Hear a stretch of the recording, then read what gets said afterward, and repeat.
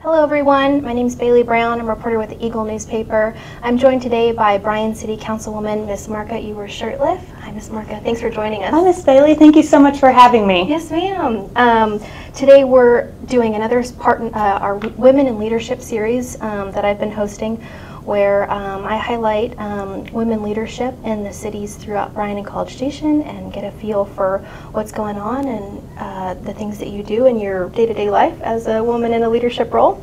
So if you could, Ms. Marca, just tell me about what you do in your current role and how long you've been doing it. Okay, I've been elected to Bryan City Council, single member District 5, and so that is a single member district on the west side of Bryan. I got into a special election, so I started serving at the beginning of the year, got sworn in at the end of December, and have been happy to be doing that since this winter. Time has flown by. It just dawned on me it's been almost 7 months. So getting comfortable in that role, really learning a lot, starting to hit my stride. You know, city council meetings are becoming more routine and less intimidating, but we're still doing a lot of learning. And so really settling into that role as councilwoman. Yes, ma'am. And before that, you were on planning and zoning, is that correct? I was. I served as the vice chair of planning and zoning, and before that I was on the zoning board of adjustments and Bryan Business Council. So I had done some time really organically learning about the city and some of the smaller boards and commissions before I put in my hat to run for city council. Got it. Did you know at some point you wanted to end up on the city council side, or did that happen?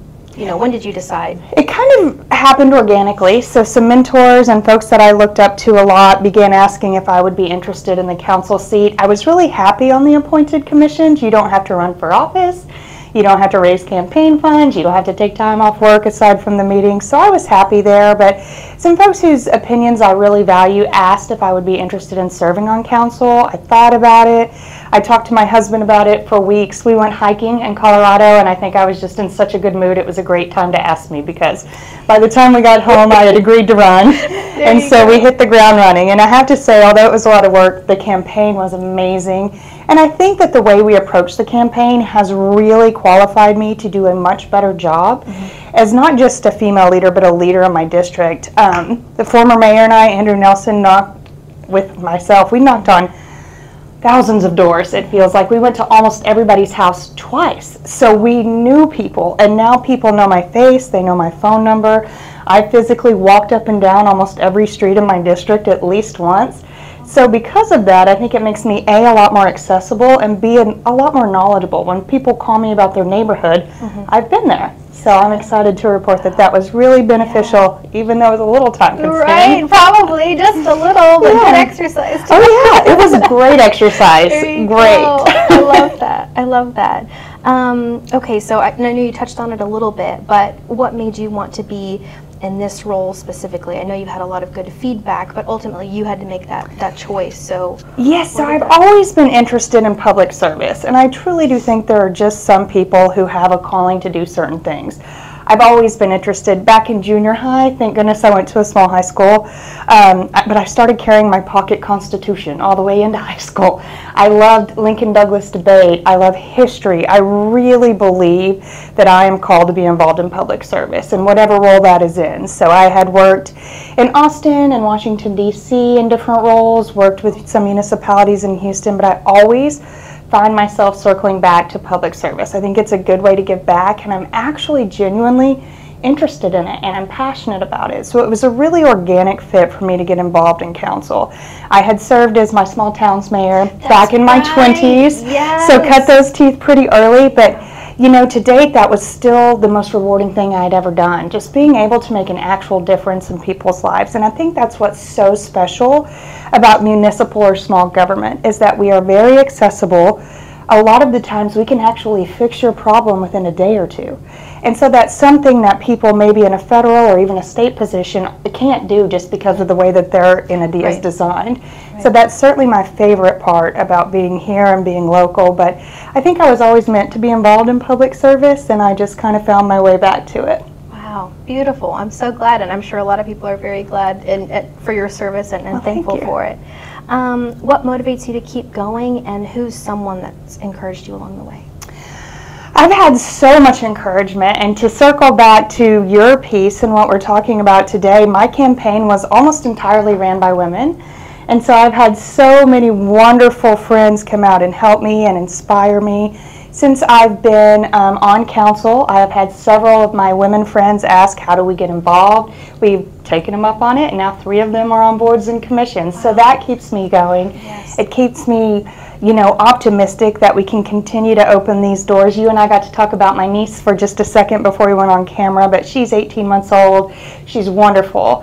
And I want her to know that whatever she wants to do, the doors are wide open, and she should find and really rely on a good group of women like I have that make this not only possible but fun. It's so much more fun when you're surrounded by people that you enjoy working with. Our current council is wonderful. Even though I'm the only woman on there, I am really happy to report they kind of listen to me. So I've got a seat at the table. I don't have a problem getting them to take me seriously, and I have had times in my life before where I've really had to fight for a seat at that table, or really got a chip on my shoulder and had to work to be taken seriously. That I can honestly tell you, especially with this mayor and this council, that is not the case. Because I've been a mayor, the mayor calls on me a lot, honestly, organically asks my opinion, gives it deference, wants to know my thoughts on things.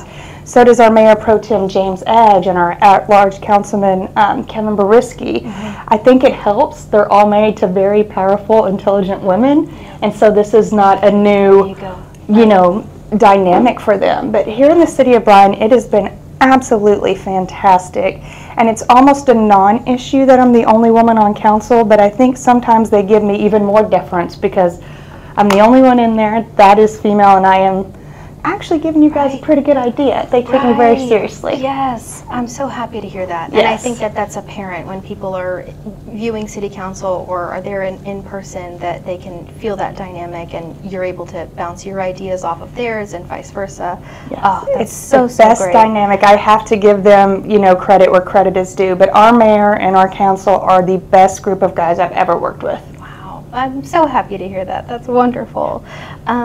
So where in your journey, I know you touched on a little bit, but have you felt support as a woman in a leadership role? You mentioned current council. Where else in your journey have you felt that? My family, obviously. My husband, he's an attorney too. He's a very independent thinker, an independent person, but he has been very helpful. I will say this, politics are not his thing. He does not have a pocket constitution, and he does not watch city council meetings for fun. He is a normal person, and I'm very grateful for him. Yes. But he's been really supportive. Like I said, all the women on my campaign, these girlfriends of mine were door knocking or showing up at 3 a.m. when we had to physically put the stickers on the door hangers because it didn't work at the printer. Even the people at my office, you know, I'm trying to keep a law practice open while dedicating all of this time to city council. They've been supportive. I have not felt anything but support overwhelmingly from the whole community. Wow. I know that sounds kind of generic, but I really do feel supported. I'm glad you did. No, I don't think so at all. I think if that's what it felt like, then absolutely share that. Okay, so on the opposite end, has there ever been a time you didn't feel that support or you found it difficult to be in your role as a woman in this field? So in this field is difficult for me to say. In public service in general, I do think that there's sometimes a different dynamic. I mean, I was working in the Austin Capitol in the early 2000s. It was just a different world. I never felt targeted or any kind of victimization because of my gender, but there definitely was a different dynamic with the guys and the girls sometimes at the Capitol. I never felt in any way slighted because of that at all. In my legal profession, oftentimes I'm the only woman in the room or I'm the only woman in front of a jury. And sometimes that has been a challenge. Jurors are notoriously honest with you, especially after you try a case in front of them. So there has been feedback sometimes that's difficult to hear. I didn't like what you wore, you smiled too much, you smiled too little, you look like decoration, you talk too much. And this will all be from the same jury, right? And so I don't hear that with my male colleagues. So in that role, sometimes I can, you know, kind of spot things that I think might be specific to other female attorneys. But on council, I just have not had it. Even in my role as mayor back in my hometown, which is full of old farmers and ranchers, I didn't have a lot of pushback based on my gender. I mean, in fact, none that I can really identify. But it's certainly out there. I'm not denying that. I've just been really fortunate in my public service roles where I have been elected. I have not felt that. I'm really, really glad, and thank you for sharing the perspective on your law side, because I think that's important. It makes you who you are today, sure, because you have all that background. But I'm really glad, as well as in public service, that it hasn't been that same. It's been a little bit there. different. Yeah. It's easy, believe it or not, for someone who's in politics and a lawyer, or it's easy to be the butt of a lot of jokes, but I have not felt much negative feedback on the public service side. Yes, and I feel like your sense of humor will be able to take it anyways, or throw it right back. I think that it has come in handy, undoubtedly. Yes, ma'am. Okay, what would you want any woman to know about being in a leadership role, especially if they've had any hesitations or worries that they wouldn't be respected in their position as a leader?